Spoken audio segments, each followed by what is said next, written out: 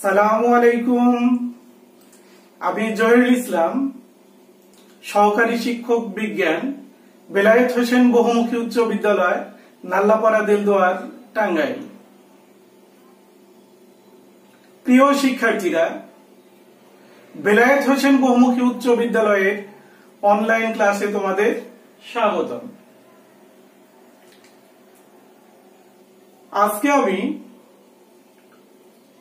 অষ্টম শ্রেণীর বিজ্ঞান বিষয়ের অষ্টম অধ্যায় কেমিক্যাল রিয়াকশন অর্থাৎ রাসায়নিক বিক্রিয়া এর সম্পর্কে আলোচনা করব। অষ্টম শ্রেণীর বিজ্ঞান বইতে এই অধ্যায়টি খুবই গুরুত্বপূর্ণ, কারণ এই অধ্যায়টি ভালোভাবে বুঝতে পারলে নবম শ্রেণীতে যারা সায়েন্স নেবে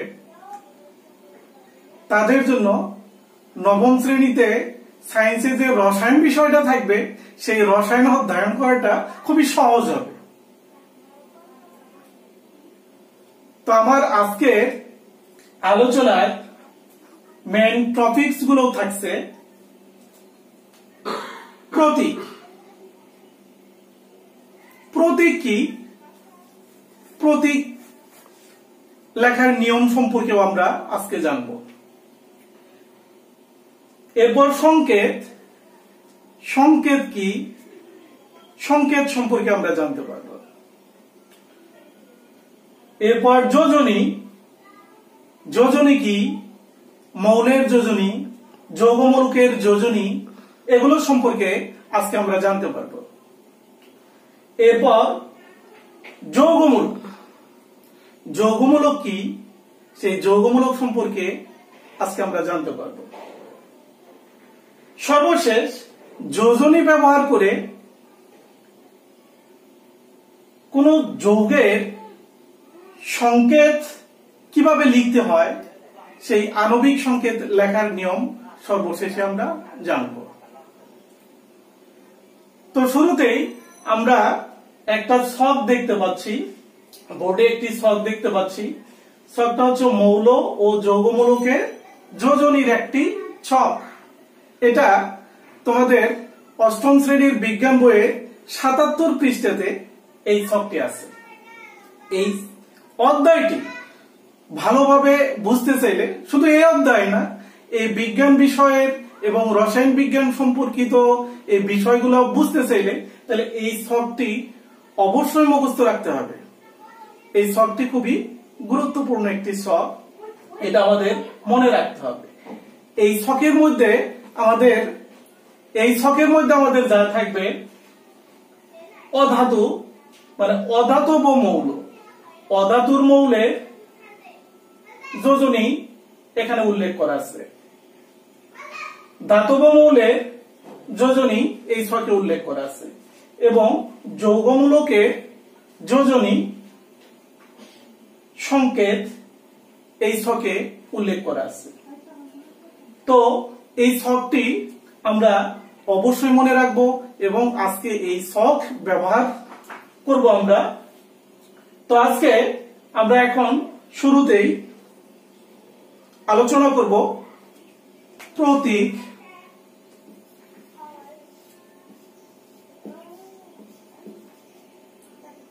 বা সিম্বল।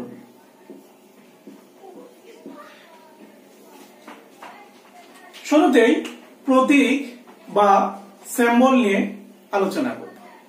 প্রতীক কি? কোন মৌলের ইংরেজি বা ল্যাটিন পূর্ণ নামের সংক্ষিপ্ত রূপকে ওই মৌলের প্রতীক বলে। তাহলে কোন মৌলের ইংরেজি নাম বা ল্যাটিন পূর্ণ নামের সংক্ষিপ্ত রূপকে ওই মৌলের প্রতীক বলে। উদাহরণস্বরূপ হাইড্রোজেন।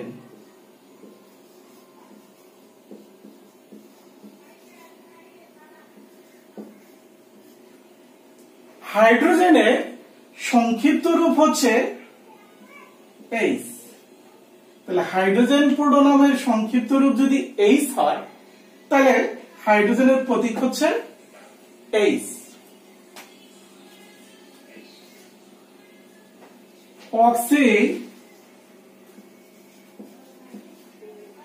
অক্সিজেনের ইংরেজি পূর্ণ নাম এটা। তাহলে এটাকে যদি সংক্ষেপে প্রকাশ করতে যাই তাহলে কোন অক্ষর দ্বারা প্রকাশ করতে হবে? অবশ্যই ও। তাহলে অক্সিজেনের সংকেত হচ্ছে ও। নাইট্রোজেন এর পূর্ণ নাম এটা। তাহলে নাইট্রোজেনকে যদি সংক্ষেপে প্রকাশ করতে যাই তাহলে কোন অক্ষর দ্বারা প্রকাশ করতে হবে? অবশ্যই এন। তাহলে নাইট্রোজেনের প্রতীক হচ্ছে এন। তাহলে আমরা বুঝতে পারলাম যে প্রতীক কি। এখন আমরা প্রতীক লেখার নিয়ম সম্পর্কে জানব। প্রতীক কিভাবে লিখতে হয়, প্রতীক লেখার নিয়ম সম্পর্কে আজকে আমরা জানব। তো প্রতীক লেখার নিয়ম। নিয়ম 1, কোন মৌলের ইংরেজি নামে প্রথম অক্ষরটিকে বড় হাতের অক্ষরে লিখে মৌলের প্রতীক লেখা হয়। কোন মৌলের ইংরেজি নামের প্রথম অক্ষরটিকে বড় হাতের অক্ষরে লিখে মৌলের প্রতীক লেখা হয়। একটু আগে আমরা উদাহরণ দিলাম, যেমন হাইড্রোজেন,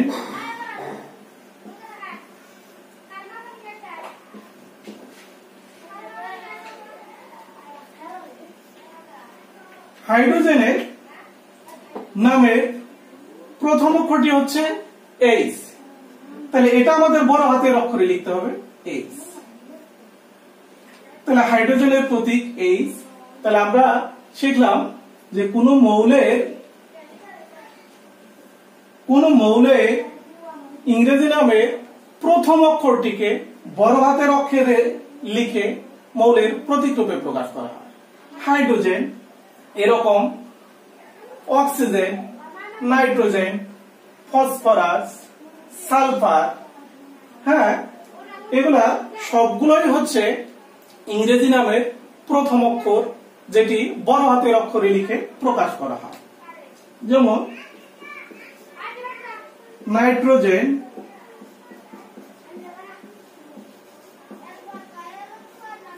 নাইট্রোজেনের প্রথম অক্ষর হচ্ছে N। তাহলে N কে আমরা বড় হাতের অক্ষরে লিখলাম, তাহলে নাইট্রোজেনের প্রতীক হচ্ছে N। এরপর আমরা নিয়ম 2 শিখব।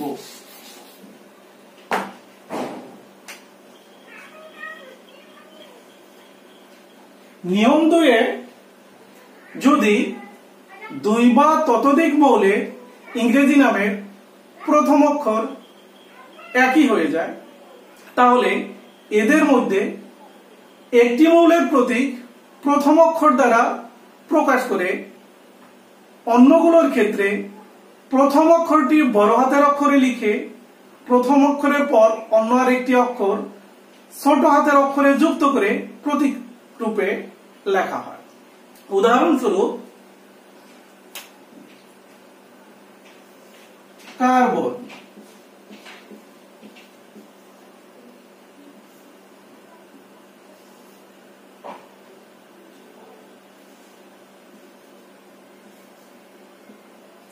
ক্যালসিয়াম,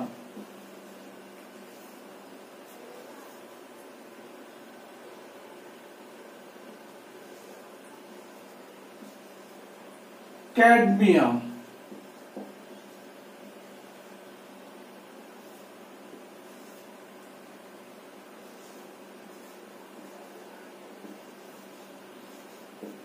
কোবাল্ট, এরকম আরো আছে।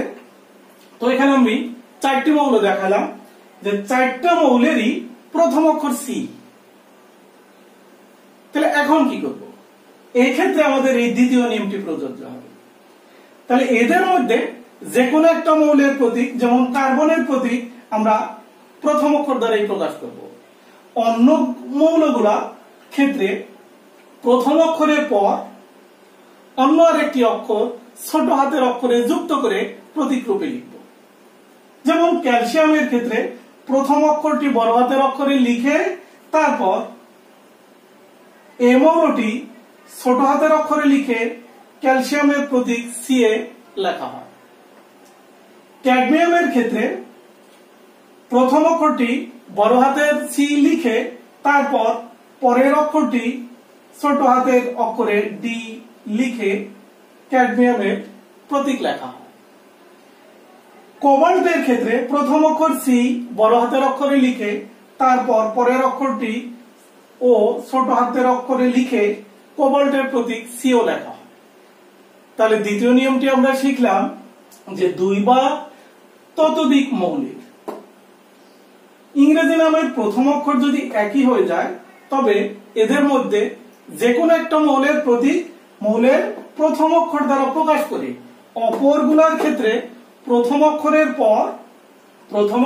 পর অন্য একটি অক্ষর ছোট হাতের অক্ষরে যুক্ত করে প্রতীক রূপে লেখা হয়। তাহলে দ্বিতীয় নিয়মটিও আমরা শিখলাম। এখন আমরা তৃতীয় নিয়মটি শিখব। তৃতীয় নিয়মটি হচ্ছে কিছু কিছু মৌলের প্রতীক মৌলের ল্যাটিন নাম থেকে নেওয়া হয়েছে। উদাহরণস্বরূপ পটাশিয়াম মৌলের ল্যাটিন নাম হচ্ছে ক্যালিয়াম।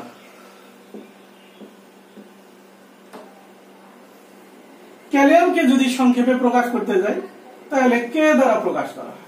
তাহলে ক্যালিয়ামের প্রতীক কে, তার মানে পটাশিয়ামের প্রতীক হচ্ছে কে।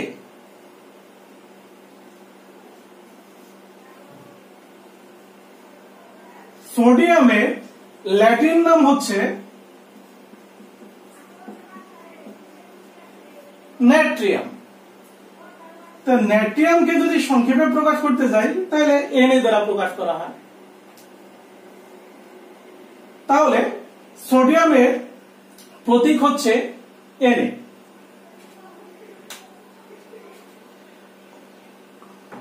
রূপা অর্থাৎ সিলভার, এই সিলভারের ল্যাটিন নাম হচ্ছে আর্জেন্টাম।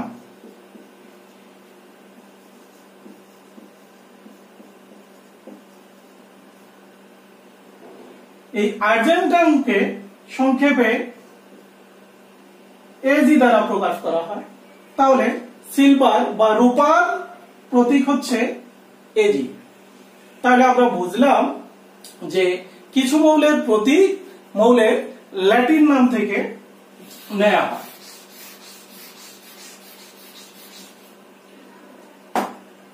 এদের মধ্যে 118টি মৌলের মধ্যে ইংরেজি নাম থেকে নেওয়া হয়েছে, ল্যাটিন নাম থেকে নেওয়া হয়েছে মাত্র 2টা মৌল আরবি ভাষা থেকে নেওয়া হয়েছে। এই দুটি মৌল হচ্ছে বোরন। বোরনকে যদি সংক্ষেপে প্রকাশ করতে যাই তাহলে বি দ্বারা প্রকাশ করা হয়। তাহলে বোরনের প্রতীক বি।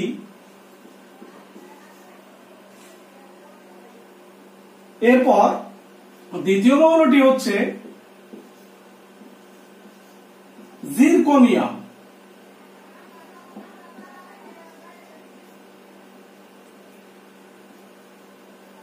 জিরকোনিয়ামের প্রতীক হচ্ছে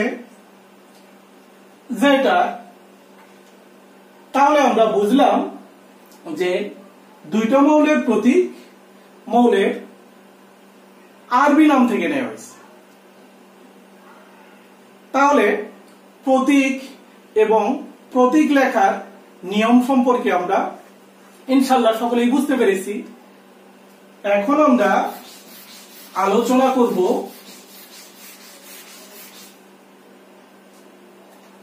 সংকেত।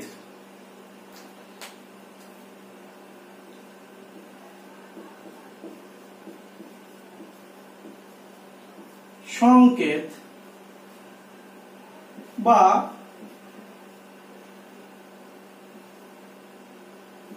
ফর্মুলা।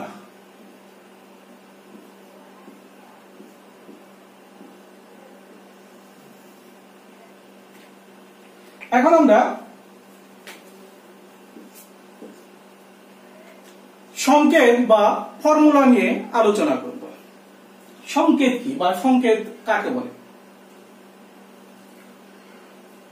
কোন মৌলিক বা যৌগিক পদার্থের একটি অণুতে একই মৌলের বা বিভিন্ন মৌলের যে পরমাণু সমূহ বিদ্যমান থাকে তাদেরকে প্রতীক ও সংখ্যা উল্লেখের মাধ্যমে সংক্ষেপে প্রকাশ করাকে সংকেত বলে।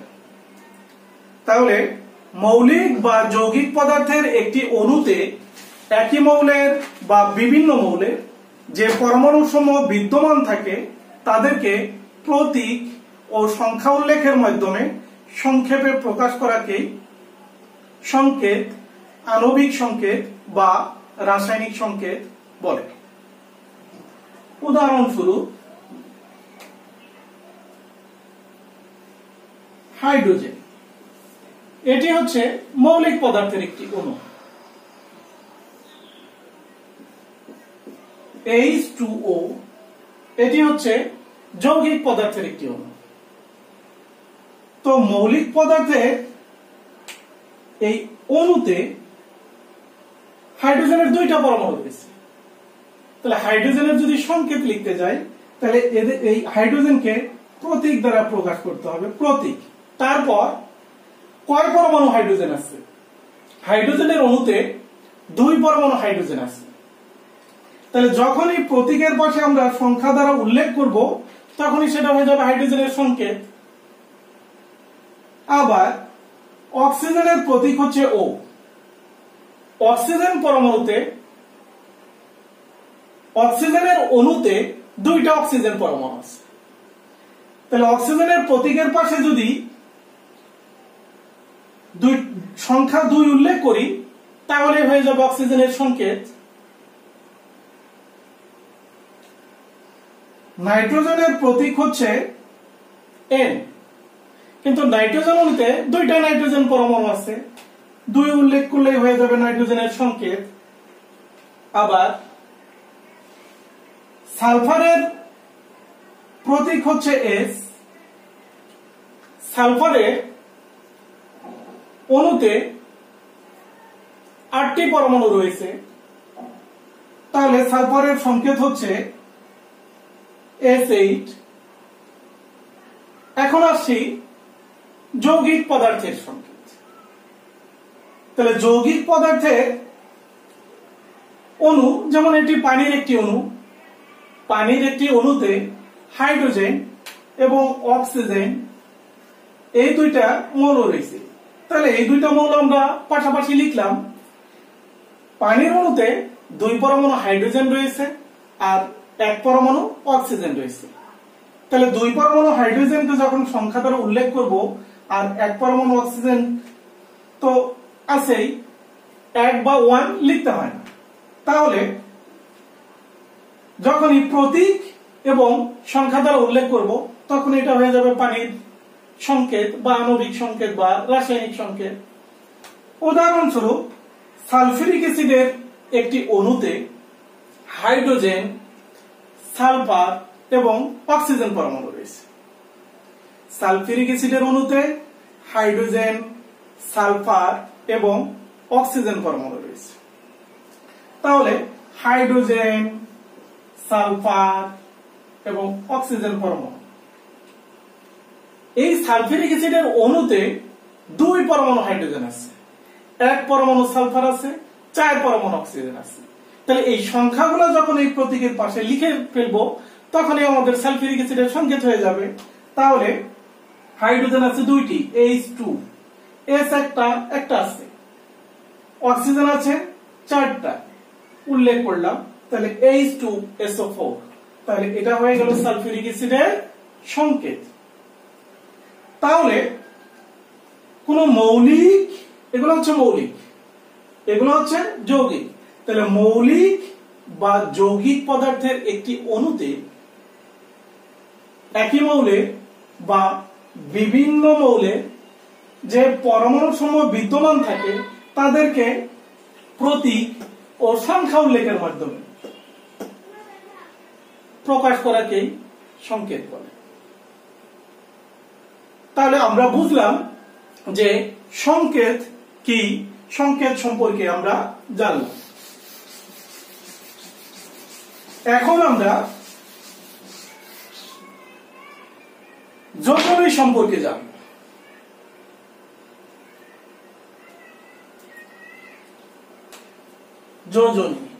যোজনী সম্পর্কে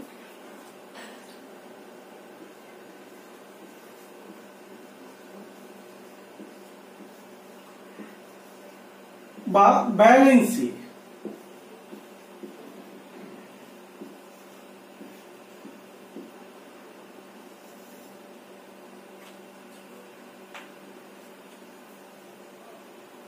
যোজনী আসলে একটি মৌল অন্য একটি মৌলের সাথে যুক্ত হওয়ার ক্ষমতা বা সামর্থ্যকে ওই মৌলের যোজনী বলে। একটি মৌল অন্য একটি মৌলের সাথে যুক্ত হওয়ার ক্ষমতা বা সামর্থ্যকে ওই মৌলের যোজনী বা যোগ্যতা বা ব্যালেন্সি বলে। উদাহরণস্বরূপ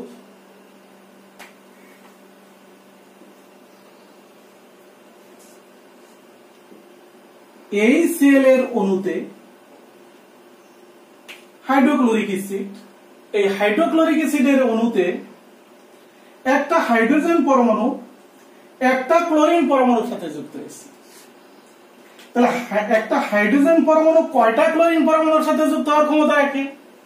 একটি। তাহলে হাইড্রোজেনের ক্ষমতা এক, কারণ হাইড্রোজেন অন্য মৌলের একটা পরমাণুর সাথে যুক্ত হতে পারে। তাহলে হাইড্রোজেনের যোজনী হচ্ছে এক। কোন মৌলের যোজনী যত হবে তার হাত থাকবে তত। তাহলে হাইড্রোজেনের যোজনী এক, হাইড্রোজেনের একটা হাত থাকবে। এখানে ক্লোরিন পরমাণু কয়টা হাইড্রোজেন পরমাণুর সাথে যুক্ত হয়েছে? অবশ্যই একটি। তাহলে ক্লোরিন কয়টা হাইড্রোজেনের সাথে যুক্ত হওয়ার ক্ষমতা রাখে? একটি। তাহলে ক্লোরিনের ক্ষমতা বা সামর্থ্য হচ্ছে এক। তার মানে ক্লোরিনের যোজনী হচ্ছে এক।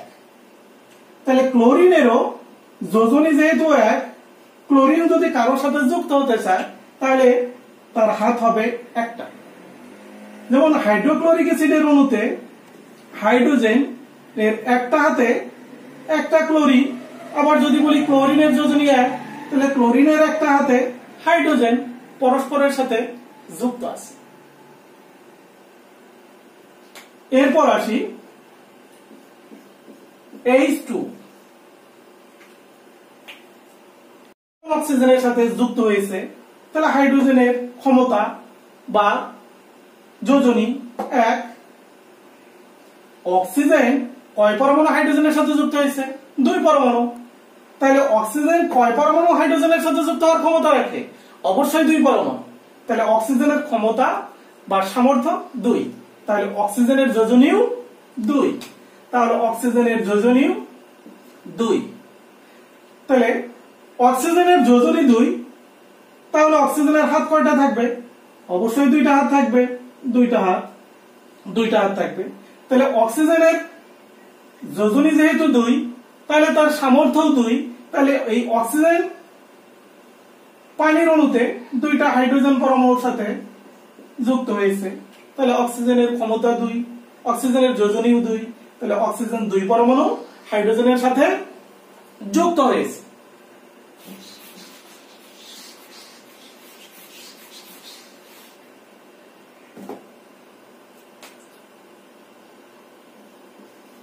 NH3 এখানে নাইট্রোজেন পরমাণু কয় পরমাণু হাইড্রোজেনের সাথে যুক্ত হয়েছে? তিন পরমাণু। তাহলে নাইট্রোজেনের যোজনী তিন। তার মানে নাইট্রোজেন তিন পরমাণু হাইড্রোজেনের সাথে যুক্ত হওয়ার ক্ষমতা রাখে। তাহলে নাইট্রোজেনের যোজনী তিন। আমরা ছকেও দেখি একযোজী মৌলগুলা হাইড্রোজেনের যোজনী এক, ফ্লোরিনের যোজনী এক, ক্লোরিনের যোজনী এক, ব্রোমিনের যোজনী এক, আয়োডিনের যোজনী এক, অক্সিজেনের যোজনী দুই, কার্বনের যোজনী দুই, সালফারের যোজনী 2। এই কার্বন আবার একাধিক যোজনী রয়েছে, কার্বনের যোজনী 2 এবং 4, সালফারের যোজনী 2, 4, 6, ফসফরাসের যোজনী এরকম 3, 5, নাইট্রোজেনের যোজনী এরকম 3, 5। আবার ধাতু গুলার ক্ষেত্রে পটাশিয়ামের যোজনী 1, সোডিয়ামের যোজনী 1, কপারের যোজনী 1 এবং 2, আয়রনের যোজনী 2 এবং 3, লেডের যোজনী 2 এবং 4। এরপর গোল্ড, অররাম, গোল্ডের ল্যাটিন নাম হচ্ছে অররাম। তো অরমের যোজনী 1 এবং 3। তাহলে আমরা মৌলের যোজনীগুলা ছকের মধ্যে দেখতে পেলাম। তাহলে এখানে নাইট্রোজেন 3 পরমাণু হাইড্রোজেনের সাথে যুক্ত হয়েছে, তাহলে নাইট্রোজেনের ক্ষমতা 3, তার মানে নাইট্রোজেনের যোজনী 3। তাহলে নাইট্রোজেনের যোজনী যদি 3 হয় তাহলে নাইট্রোজেনের এরকম 3টা হাত থাকবে। তাহলে 3টা হাতে, যেমন অ্যামোনিয়ার অণুতে 3টা হাতে 3টা হাইড্রোজেন পরমাণু যুক্ত আছে। এভাবে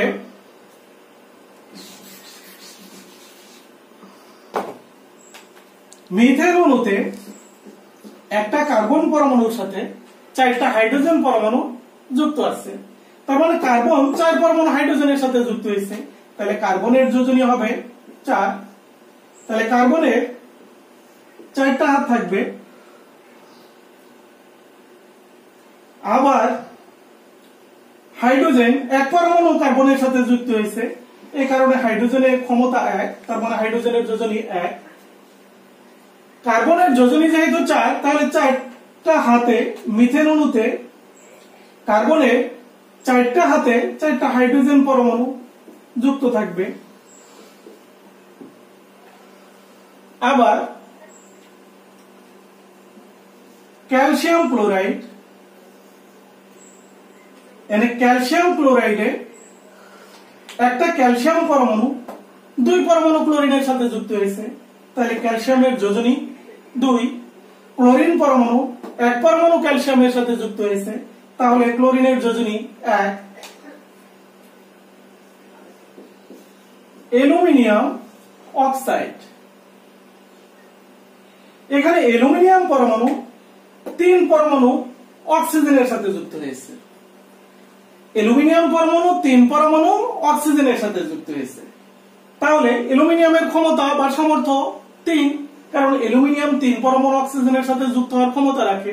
তাহলে অ্যালুমিনিয়ামের যোজনী হচ্ছে 3। অ্যালুমিনিয়ামের যোজনী হচ্ছে অ্যালুমিনিয়ামের যোজনী হচ্ছে তাহলে 3 এর ঘরে, অর্থাৎ এই ঘরে হবে অ্যালুমিনিয়াম। তাহলে অ্যালুমিনিয়ামের যোজনী 3, অক্সিজেন 2 পরমাণু অ্যালুমিনিয়ামের সাথে যুক্ত হয়েছে, তাহলে অক্সিজেনের যোজনী 2। ফেরাস ক্লোরাইড, আরেকটা লিখলাম ফেরিক ক্লোরাইড। ফেরাস ক্লোরাইড এবং ফেরিক ক্লোরাইড।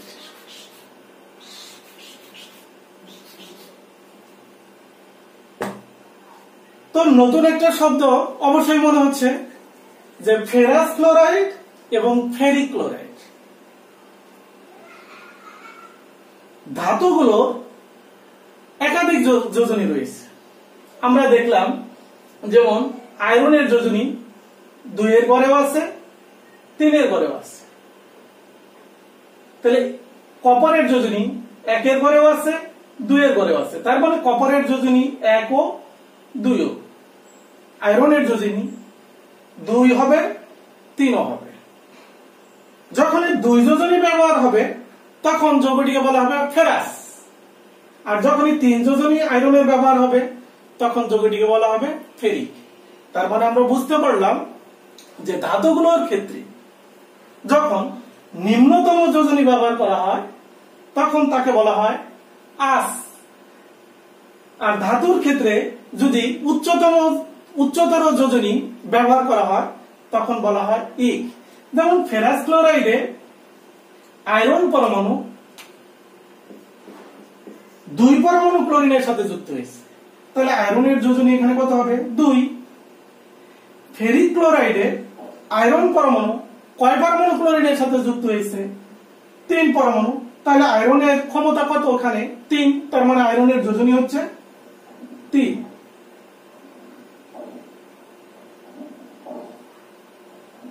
তাহলে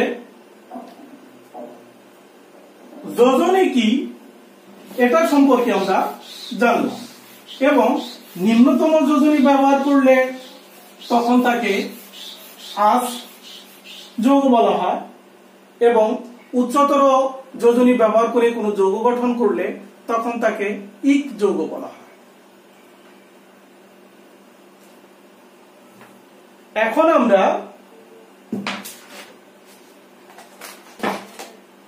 যৌগমূলক নিয়ে আলোচনা করব। যৌগমূলক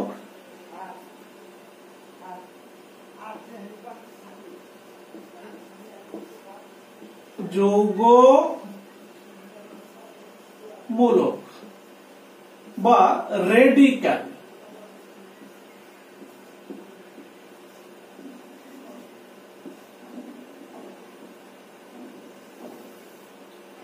যৌগমূলক, মূলক বা রেডিক্যাল। আসলে যৌগমূলক বা রেডিক্যাল কি? একাধিক মৌলের একাধিক পরমাণুর সমন্বয়ে গঠিত একটি পরমাণু গুচ্ছ যা একটি মৌলের আয়নের মতো আচরণ করে তাকে যৌগমূলক, মূলক বা রেডিক্যাল বলে। আমরা এখানে যৌগমূলকের এই ছকে এখানে সবগুলোই যৌগমূলক দেখতে পাচ্ছি। Ammonium, phosphonium, hydroxide, nitrite, nitrate, bicarbonate, এরা প্রত্যেকেই এই ছকে এখানে এরা প্রত্যেকেই যৌগমূলক। প্রত্যেকটার ক্ষেত্রে আমরা দেখতে পাচ্ছি যে এই যৌগমূলক গুলোতে একাধিক মৌলের পরমাণু রয়েছে। যেমন এখানে শুরুতে অ্যামোনিয়াম,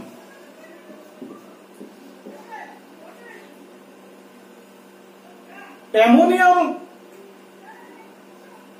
যৌগমূলকটিতে একটা নাইট্রোজেন পরমাণু এবং 4টা হাইড্রোজেন পরমাণু। তাহলে অ্যামোনিয়াম যৌগমূলকটিতে 2টা ভিন্ন মৌল রয়েছে, নাইট্রোজেন এবং হাইড্রোজেন।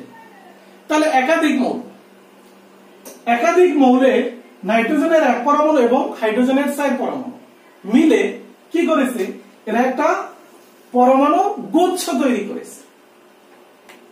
একটা নাইট্রোজেন এবং 4টা হাইড্রোজেন পরমাণু মিলে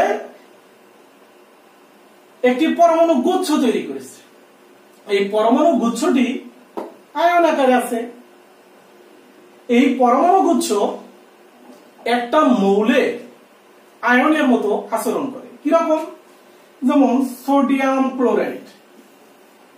সোডিয়াম ক্লোরাইড যৌগে সোডিয়াম আয়ন ধনাত্মক আয়ন, ক্লোরাইড আয়ন ঋণাত্মক আয়ন, এরা পরস্পর যুক্ত হয়ে সোডিয়াম ক্লোরাইড যৌগ গঠন করেছে। সোডিয়াম ক্লোরাইড যৌগ গঠন করেছে। সোডিয়াম ক্লোরাইড, এই সোডিয়াম ক্লোরাইড যৌগে এই সোডিয়াম আয়নটি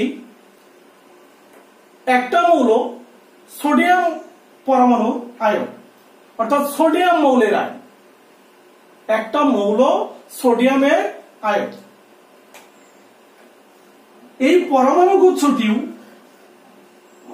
অ্যামোনিয়াম আয়ন যদি ক্লোরিনের সাথে যুক্ত হয় তখন যৌগটি হয়ে যাবে অ্যামোনিয়াম ক্লোরাইড যৌগ। এই অ্যামোনিয়াম ক্লোরাইড যৌগে এই পরমাণু গুচ্ছটা ঠিক একটা মৌলের আয়ন সোডিয়াম যে আচরণ করতেছে, এই অ্যামোনিয়াম আয়নটাও ঠিক একই আচরণ করতেছে। আবার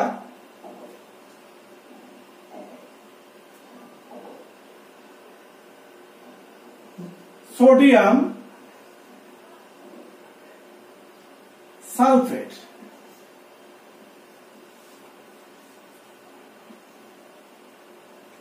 সোডিয়াম সালফেট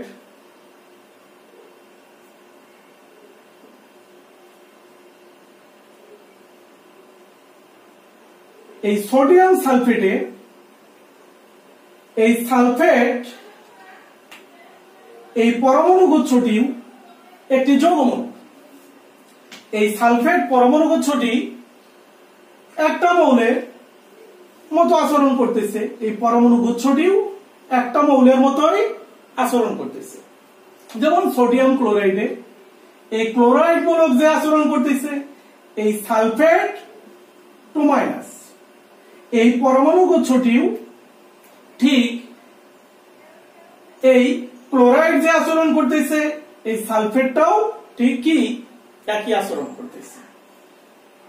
কোন যৌগমূলকের যে আধান সংখ্যা, যেমন অ্যামোনিয়ামে আমরা দেখতে পাচ্ছি যে তার উপরে একটি ধনাত্মক আধান আছে, আর সালফেটের মধ্যে আমরা দেখতে পাচ্ছি SO4 2-, এখানে দুইটা ঋণাত্মক আধান আছে। যৌগমূলকের ক্ষেত্রে দুই ধরনের হয়, একটা ধনাত্মক যৌগমূলক আর একটা ঋণাত্মক যৌগমূলক। অর্থাৎ ধনাত্মক যৌগমূলক আছে আর ঋণাত্মক যৌগমূলক গুলো আছে। ধনাত্মক যৌগমূলক হচ্ছে দুইটি, একটি হচ্ছে অ্যামোনিয়াম আর একটা হচ্ছে ফসফোনিয়াম। বাকি যত যৌগমূলক আছে সব যৌগমূলক গুলাই হচ্ছে ঋণাত্মক যৌগমূলক। আর যৌগমূলক গুলোর যে আধান সংখ্যা, এই আধান সংখ্যাই হচ্ছে তার যোজনী। অর্থাৎ কোন মৌলের আধান সংখ্যা যত তার যোজনীও তত। যেমন অ্যামোনিয়াম আয়নে আধান সংখ্যা হচ্ছে 1, তাহলে তার যোজনীও 1। ফসফোনিয়াম আয়নে তার আধান সংখ্যা 1টা, তাহলে তার যোজনীও 1।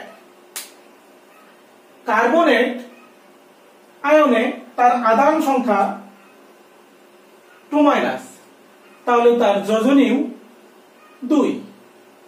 ফসফেট আয়নে আধান সংখ্যা 3, তাহলে তার যোজনীও ফসফেটের যোজনীও হবে 3। তাহলে কোন যৌগমূলকের আধান সংখ্যা যত তার যোজনীও তত। তাহলে আমরা বুঝলাম যে একাধিক মৌলে একাধিক পরমাণুর সমন্বয়ে গঠিত একটি পরমাণু গুচ্ছ যখন একটা মৌলের মতো আচরণ করে তখন এই পরমাণু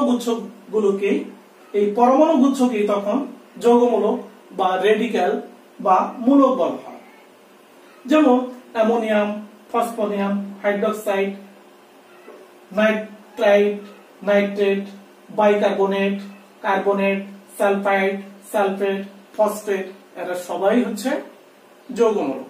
আরো যৌগমূলক আছে, আমরা পরবর্তী ক্লাসে আমরা অন্যান্য আরো যৌগমূলক গুলো শিখব।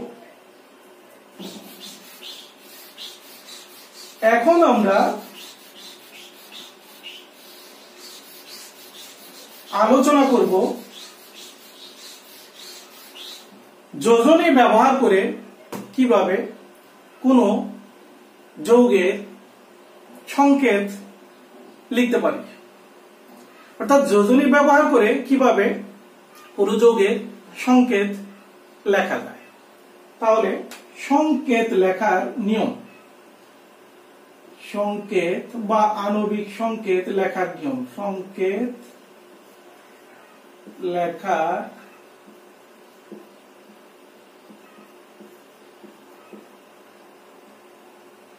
নিয়ম।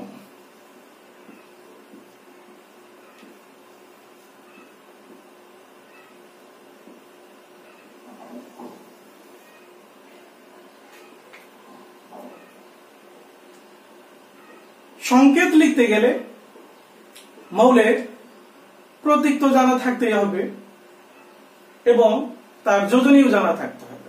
এই যে যোজনীর চার্ট আমরা দেখতে পাচ্ছি, তাহলে মৌলের প্রতীকও জানা থাকতে হবে, যৌগমূলকের সংকেত এবং যোজনী জানা থাকতে হবে, মৌলগুলার প্রতীক এবং তাদের যোজনী জানা থাকতে হবে। যদি মৌল এবং যৌগমূলকের আমরা সংকেত এবং যোজনী যদি জানতে পারি, তাহলে অবশ্যই আমরা যে কোনো যৌগের সংকেত লিখতে পারব। উদাহরণস্বরূপ এ একটি মৌল এবং বি একটি মৌল।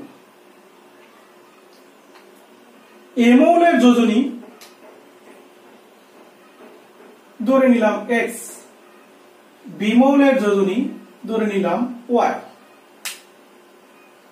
তাহলে এ আর বি মৌল বা মূলক হতে পারে। তাহলে এই এ আর বি মিলে যদি একটি যৌগ গঠন করে, তাহলে এ আর বি মৌল বা মূলকের প্রতীক বা সংকেত আমরা পাশাপাশি লিখব। লেখার পর এ মৌলের যোজনী x এবং বি মৌলের যোজনী y যদি কোনো সাধারণ সংখ্যা দ্বারা বিভাজ্য না হয়, তাহলে এ মৌলের যোজনী x চলে যাবে বি মৌলের ডান পাশে নিচে, আর বি মৌলের যোজনী y চলে আসবে এ মৌলের ডান পাশে নিচে। তখন এ আর বি মিলে যে যৌগ গঠন করবে তার সংকেত হবে এ ওয়াই, বি এক্স। তাহলে এভাবে যৌগ গঠন করবে। উদাহরণস্বরূপ অ্যালুমিনিয়াম একটি মৌল, অক্সিজেন একটি মৌল। অ্যালুমিনিয়ামের যোজনী 3, অ্যালুমিনিয়ামের যোজনী 3, অক্সিজেন মৌলের যোজনী 2। এই 3 এবং 2 এই সংখ্যা দুটি কোন সাধারণ সংখ্যা দ্বারা বিভাজ্য নয়।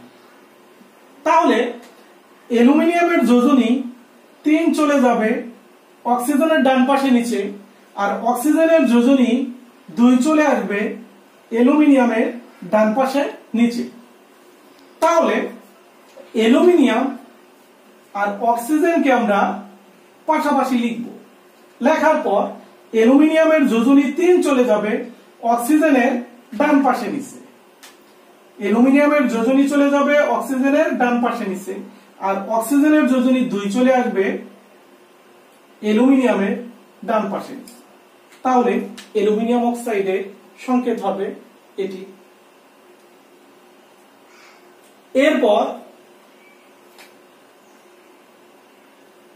ম্যাগনেসিয়াম, ম্যাগনেসিয়াম মৌল, ম্যাগনেসিয়ামের যোজনী হচ্ছে 2।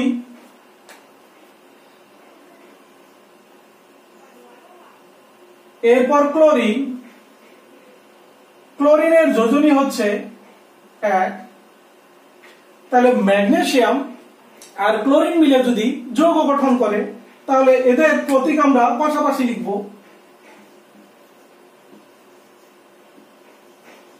এই 2 এবং 1 কোন সাধারণ সংখ্যা দ্বারা বিভাজ্য নয়।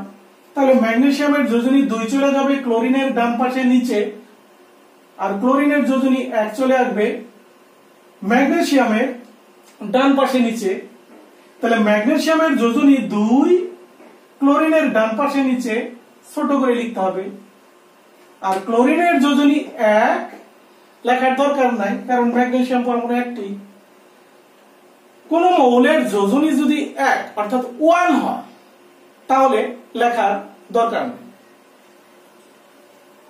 তাহলে আমরা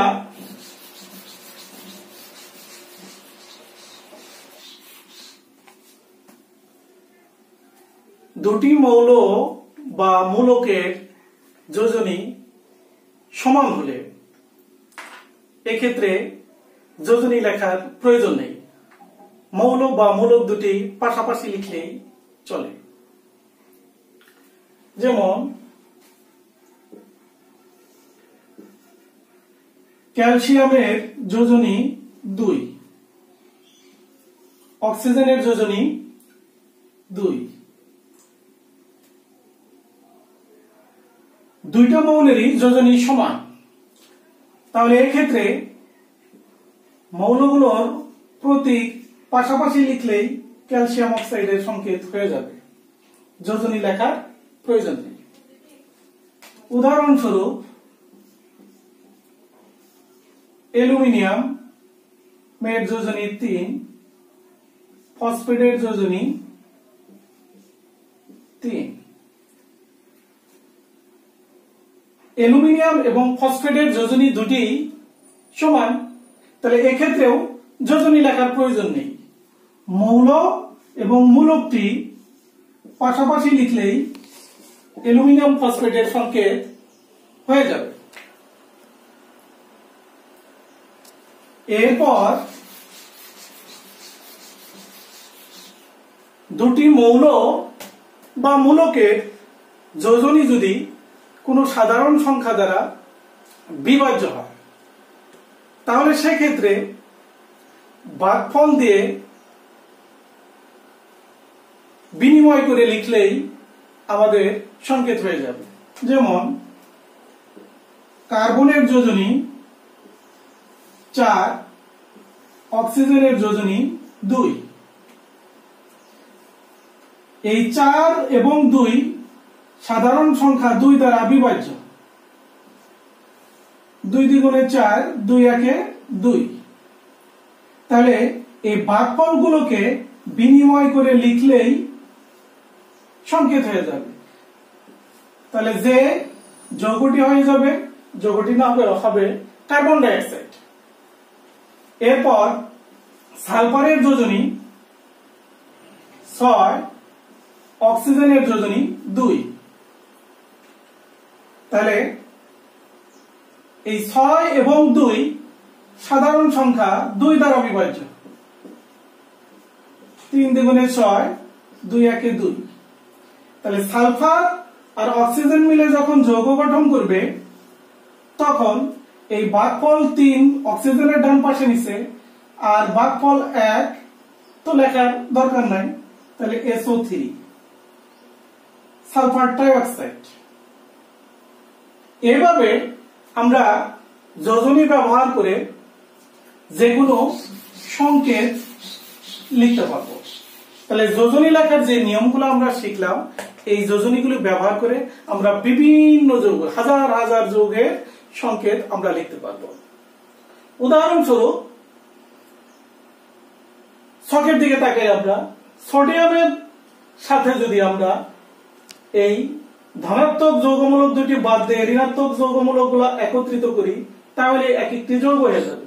যেমন sodium hydroxide, sodium nitrite, sodium nitrate, sodium hydrogen carbonate, sodium carbonate, sodium sulphide, sodium sulphate, sodium phosphate. আবার যদি পটাশিয়াম দিয়ে যৌগ গঠন করি তাহলে পটাশিয়াম হাইড্রোক্সাইড, পটাশিয়াম নাইট্রাইট। এভাবে আমরা যে কোনো যৌগের সংকেত লিখতে পারি। আবার ধনাত্মক যৌগমূলক এবং ঋণাত্মক যৌগমূলক দিয়েও আমরা সংকেত লিখতে পারি। যেমন অ্যামোনিয়াম